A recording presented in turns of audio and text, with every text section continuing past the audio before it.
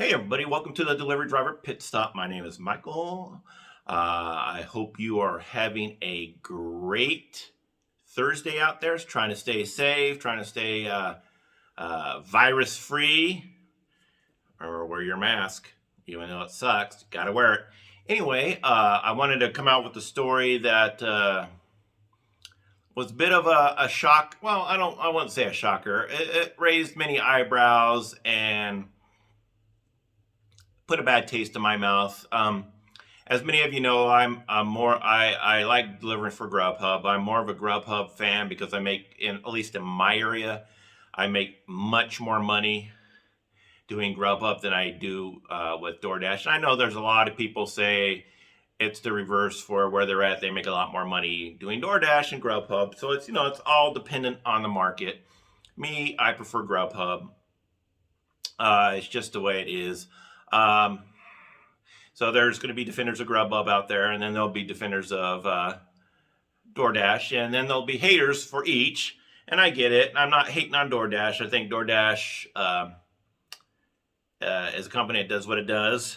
It's just like Grubhub. Companies are out to make money. How they make the money it leaves in question that what I don't particularly like. So, as I mentioned in a video yesterday, DoorDash went live.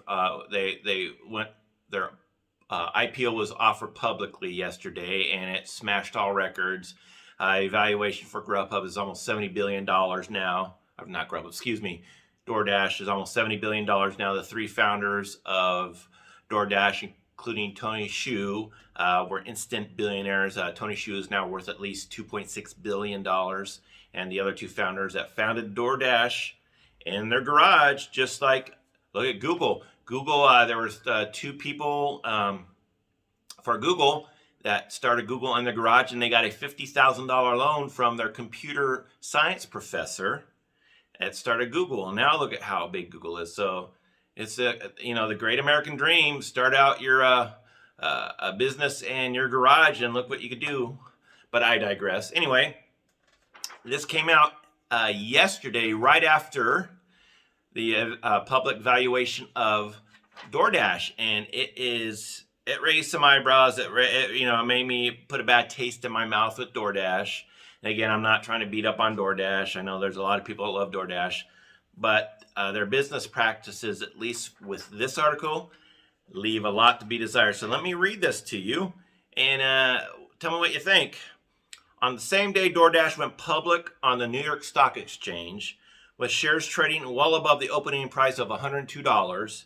The country's leading meal delivery service suffered a setback in Washington, D.C., where the company agreed to not raise fees on a premium program that could have charged restaurants as much as 30% per order during a pandemic that has already devastated the hospitality industry. And it has completely destroyed the hospitality. The restaurants, these businesses that are shut down, it will never reopen again. I think one company that does restaurant and business reviews says that over 100,000 businesses since this pandemic started have closed and will never reopen. That is absolutely devastating, absolutely sad. Let me read the rest of this. DoorDash's decision came only one day after the D.C. offices of the Attorney General sent a cease and desist letter to the San Francisco-based company saying it has plans to implement higher fees for the Dash Pass premium service, which would violate the Coronavirus Support Temporary Amendment Act of 2020, an emergency piece of legislation that capped delivery fees at 15% during the pandemic. DoorDash had planned to start charging the higher fees for Dash Pass, on Wednesday. So with everything going on with the pandemic, restaurants already losing their shirts, already losing business. On the same day DoorDash went public and became a multi-billion-dollar company worth almost $70 billion, they decided to, and someone's great wisdom, I don't know whose decision was, raise their fees to 30% for Dash Pass for restaurants. How absurd is that? And they already had legislation during this pandemic saying it has to be capped at 15%. DoorDash takes its stock public, aiming to dominate food delivery after a pandemic-induced boom in business. To the extent DoorDash charges restaurants 30% of the purchase price of online orders as a commission fee, this would directly violate the Act's prohibition against commission fees exceeding 50%. Attorney General Carl A. Racine wrote in a letter obtained from the Post, DoorDash's failure to comply with this directive may result in further action by this office. So basically, the Attorney General of Washington, D.C. laid the smackdown on DoorDash one day after they went public, and DoorDash announces that they were going to raise their fees to 30%. I think this is unacceptable. DoorDash knows better. You know, they are. One word comes to mind when I read this and I think about it is greed. Corporate greed. You know, DoorDash is already valued, just recently valued at $70 billion, made 3 billionaires, made many millionaires held stock. And they decide that 15% wasn't good enough. They're going to screw the restaurants and make it 30% during the pandemic. Shameful. I am glad the Attorney General for Washington, D.C. laid the smackdown and sent a cease and desist letter to the corporate office in San Francisco for DoorDash. This is shameful behavior that should have never happened, and DoorDash knows better.